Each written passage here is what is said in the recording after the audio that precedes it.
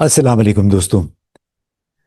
आ, अपने मुल्क में तो अभी तक सस्पेंस का सिलसिला जारी है।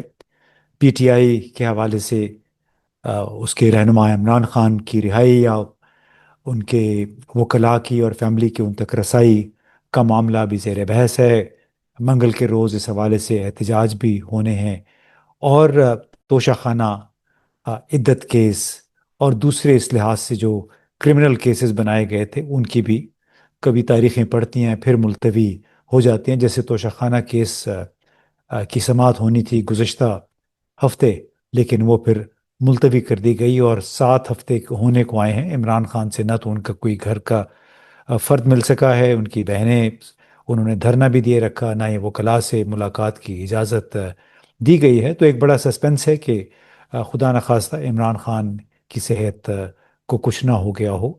बहरहाल उम्मीद ये करनी चाहिए कि उनकी सेहत के, उनकी वेल बीइंग के बहुत सारे बैन अवी ज़ामिन भी होंगे, क्योंकि इमरान खान कोई आम शख्सियत नहीं है। यही मौजू था आज डॉन के अखबार के इदारिये का कि एक साबिक वजीर आज़म के साथ इस अंदाज का सलूक कतन नाजायज़ है, और कानून के मुताबिक भी अगर चला जाए तो वकला उनके घराने को उन तक रसाई की राह में रुकावट नहीं बननी चाहिए। और खामखा अदालतों की कोर्ट में ये बॉल फेंक दी गई है, हालांकि अदालतों का उससे लेने देना कोई नहीं। तो इस हवाले से बड़ा एक सख्त इदारिया है जो कि डॉन अखबार में आज छपा था। इसके साथ साथ मैं थोड़ा सा जिक्र करना चाहता हूँ आज बांग्लादेश का, चूंकि मैं वहाँ था कुछ दिन के लिए।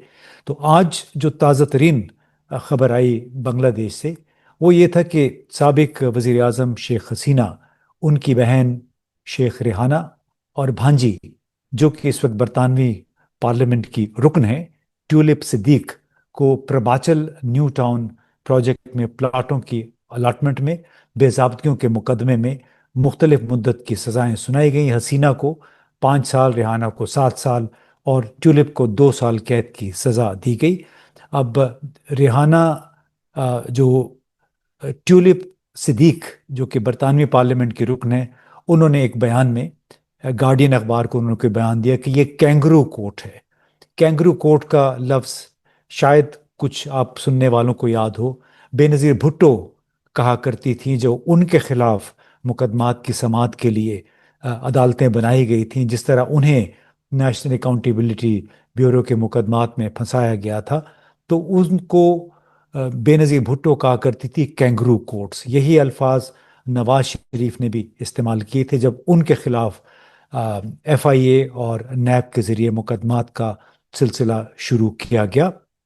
अब दोबारा आते हैं बांग्लादेश की तरफ कि अब तक शेख हसीना को उनकी गैर मौजूदगी में, वो कोई तकरीबन 80 साल, 78 साल उनकी उम्र है इस वक्त, वो भारत में है। 5 अगस्त 2024 को फरार हो गई थी हुकूमत के खात्मे के बाद भारत में।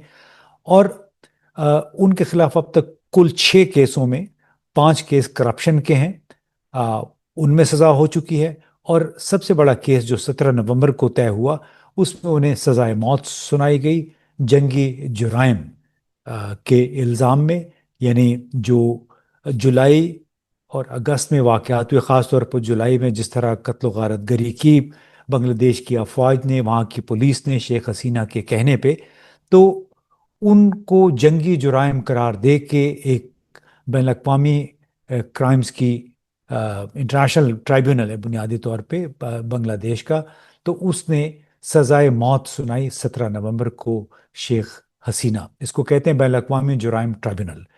और अब जाहिर है, उसको अभी तो वो दिल्ली में बैठी हैं और भारत की पनाह पनाह में है इस वक्त।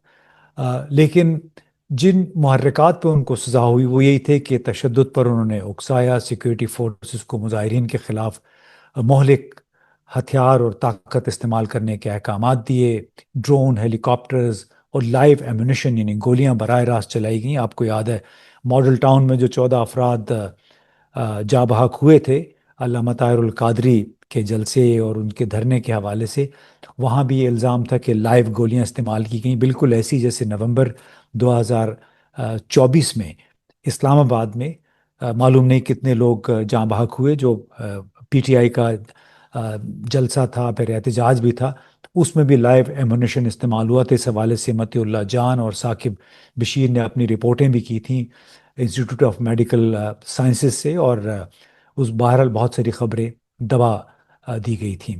اب بنگلہ دیش میں جو ہوا ہے کہ جو 5 کیسز کرپشن کے تھے، اس میں موجودہ جو انٹرم انتظامیہ ہے جس کی قیادت ڈاکٹر محمد یونس کر رہے ہیں، انہوں نے عدالتوں کے ذریعے شیخ حسینہ کے تقریباً کچھ 57 کروڑ ٹکے کے اثاثے منجمد کر دیے ہیں. اور بالواسطہ یا براہ راست شیخ حسینہ کے یہ جان پہچان کے قریبی لوگ ہیں، اس میں فیملی بھی شامل ہے، اور مبینہ طور پہ کوئی 10 بڑے کاروباری گروہ ہیں جو کہ جن کا تعلق شیخ حسینہ کے خاندان سے ہے، اور ان کے کوئی 57 کروڑ کے اثاثے منجمد کیے گئے ہیں.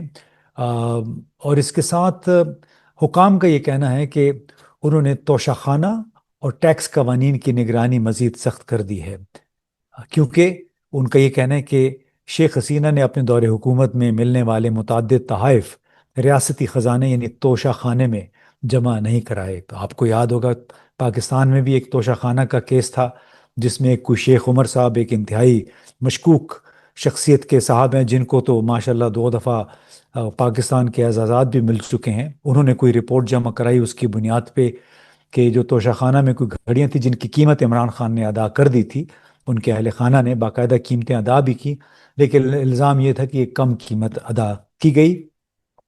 تو ویسے ہی میرا یہ خیال تھا کہ توشہ خانہ اینٹی کرپشن کمیشن جو ہے بنگلہ دیش کا، نیشنل اکاؤنٹیبلٹی بیورو پاکستان کا، کافی ساری اس میں مماثلتیں پائی جاتی ہیں کہ کس طرح جب حکومت سے باہر لوگ چلے جاتے ہیں تو ان کے خلاف وہی ایف آئی اے، وہی اینٹی کرپشن بنگلہ دیش میں اینٹی کرپشن کمیشن ہے، پھر انٹرنیشنل وار کرائمز ٹریبیونل ہے، اور پھر ایف آئی اے بھی ہے. یہاں بھی ایف آئی اے اور نیشنل اکاؤنٹیبلٹی بیورو ہے کہ کس طرح ان اداروں نے نہ صرف عمران خان اور ان کی اہلیہ کو نشانہ بنانے کے لیے توشہ خانہ کیس کا استعمال کیا، بلکہ بنگلہ دیش میں بھی توشہ خانہ ہی کو استعمال کیا ہے حکام نے.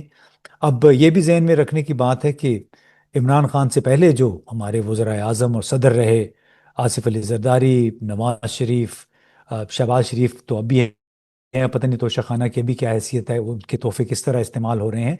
لیکن نہ صرف وہ سابقہ وزراء اعظم نے بلکہ ان کے جو اہل خانہ تھے، ان کے ساتھ جو سول اور ملٹری آفیسرز کام کرتے تھے، پھر ان کے ساتھ سالہ سال سے جڑے ہوئے صحافی تھے، ان سب نے توشہ خانہ سے بھرپور استفادہ کیا، بیرون ملک سفر کرتے رہے، مفت پلاٹوں اور سرکاری ٹھیکوں سے فائدہ اٹھاتے رہے. لیکن یہ لوگ جب حکومت میں آ جاتے ہیں پھر سارے کیس زیرو ہو جاتے ہیں، وہ کرپشن وغیرہ کے قصے سب بھول جاتے ہیں. منی لانڈرنگ جو کہ شہباز شریف کے کیس تھے کوئی 40 ارب کے برابر، کہ کس طرح ٹی ٹیز کے ذریعے ان کے اکاؤنٹس میں پیسے آئے اور گئے. آپ کو معلوم ہے جس وقت ان کی انڈائٹمنٹ ہونی تھی، یعنی چالان عائد ہونا تھا، فرد جرم عائد ہونی تھی، تو اسی دن وہ ان کو وزیر اعظم بنا دیا گیا. پھر سوئس بینک اکاؤنٹ سے لنڈن میں ان کے اثاثے ہیں، اور پیرس میں آصف زرداری صاحب کا ایک بڑا محل تھا. اب بنگلہ دیشی حکام نے سابق وزیر اعظم شیخ حسینہ کے بینک اکاؤنٹ سے 10 کلو سونا بھی برآمد کیا ہے. اور ڈاکٹر یونس یعنی عبوری حکومت کا یہ کہنا ہے کہ شیخ حسینہ کے 15 سالہ دور حکومت میں کوئی 11 ارب پاؤنڈ یا 16 ارب ڈالر کی ملکیت کے اثاثے بنگلہ دیش سے باہر گئے ہیں. حالانکہ یہ وہ رقم ہے جو کہ بھارت کے تعلیم کے بجٹ جو 2023-24 کا بجٹ ہے اس کے برابر ہے. اب برطانیہ میں شیخ حسینہ کے حامیوں کی دولت کے لیے ایک اہم منزل بن کر سامنے آیا، اور دی آبزرور اخبار جو ہے اس نے نیشنل کرائم ایجنسی کے ساتھ مل کے کچھ تحقیق کی تو پتہ چلا کہ شیخ حسینہ کے خاندان کے قریبی افراد کی تقریباً 400 ملین پاؤنڈ سے زائد کی جائیدادیں وہ برطانیہ میں ہیں. اور ان میں مے فیئر کی حویلیاں، سرے میں پرتعیش گھر، مرسائل اور کچھ اور اپارٹمنٹس شامل ہیں. اور یہ خریداری حسینہ کے اقتدار کے دوران کی گئی. ان سب پر الزام ہے کہ انہوں نے عوام کے خرچ پر ناجائز فائدہ اٹھایا، جسے وہ سیاسی انتقام قرار دے کر مسترد کرتے ہیں. ٹرانسپیرنسی انٹرنیشنل اور دی آبزرور نے نیشنل کرائم ایجنسی کے ساتھ مل کے جو تحقیقات کی اس کے مطابق یہ تمام اثاثے برطانیہ میں جو ہیں، جو شیخ حسینہ اور ان کے ساتھیوں نے خریدے، وہ بنگلہ دیش سے فراہم کی گئی رقوم تھیں۔ اب دی آبزرور اخبار کا یہ کہنا ہے کہ ہم نے جن رقوم کی تفتیش کی ہے، یہ کوئی عجیب بات نہیں ہے۔ دہائیوں سے برطانیہ دنیا بھر کے آمروں اور بدعنوان حکمرانوں کے لیے سرخ قالین بچھاتا رہا ہے۔ جب وہ پیسے لے کے آتے تھے، اس کرپشن کے پیسے، جس کرپشن کے خلاف یہ ممالک، ان ممالک، غریب ممالک کے حکمرانوں کو، حکومتوں کو لان تان کرتے رہتے ہیں، لیکن وہ پیسہ جب یہ لندن میں ان ملکوں میں پہنچتا ہے تو چونکہ وہ انویسٹ ہوتا ہے ان ملکوں کی معیشت میں، لہٰذا اس وقت کچھ نہیں پوچھا جاتا۔ تو یہی دی آبزرور نے اپنے پھر کالم میں لکھا، یہ جون کا ایک آرٹیکل تھا، کہ ہم نے ہمیشہ آمروں اور بدعنوان حکمرانوں کے لیے سرخ قالین بچھایا، کیونکہ وہ دولت ساتھ لے کے آتے ہیں۔ اور ہمارا یہ اندازہ ہے، تحقیقات ہے، کہ دنیا بھر سے 11 ارب پاؤنڈ سے زائد مشتبہ رقوم برطانیہ کی جائیدادوں میں لگائی گئیں، اور یہ تو محض ایک چھوٹی سی فگر ہے۔ تو آج میرا خیال تھا کہ تھوڑا سا آپ کو توشہ خانہ corruption, national accountability bureau Pakistan کا، اینٹی کرپشن کمیشن بنگلہ دیش کا، اس کے حوالے سے کچھ بتاؤں کہ کس طرح مماثلے ہوتے ہیں، اور یہ کہ کس طرح جو سابقہ وزیر، وزیر اعظم جو ہی فارغ ہوتے ہیں تو ایک دم یہ تمام ادارے حرکت میں آ جاتے ہیں، اور انہیں ایک دم پتہ چلتا ہے کہ اس دور حکومت میں تو بڑی زبردست کرپشن ہوئی ہے۔ جب عمران خان آئے تھے تو انہوں نے بھی کہا تھا کہ 200 ارب ڈالر پاکستان سے باہر بھیجا گیا ہے، لیکن جناب چونکہ بڑا ہی سسٹمیٹک انداز میں سارا کچھ ہوتا ہے، تو صرف، اور اس میں ادارے شامل ہوتے ہیں، اداروں کے اعلیٰ افسران، خود سیاستدان شامل ہوتے ہیں، تو اتنی آسانی سے اس کا سراغ شاید لگ جائے لیکن ان کا واپس لانا بہت مشکل ہوتا ہے۔ یہی کچھ بنگلہ دیش میں ہوا، اور پاکستان میں ہوا پہلے، اور پھر بنگلہ دیش میں بھی یہ تاریخ دہرائی جاتی رہی۔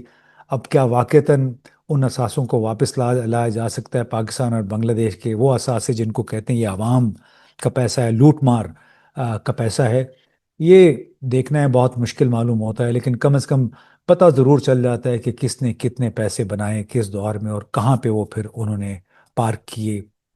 بہت بہت شکریہ۔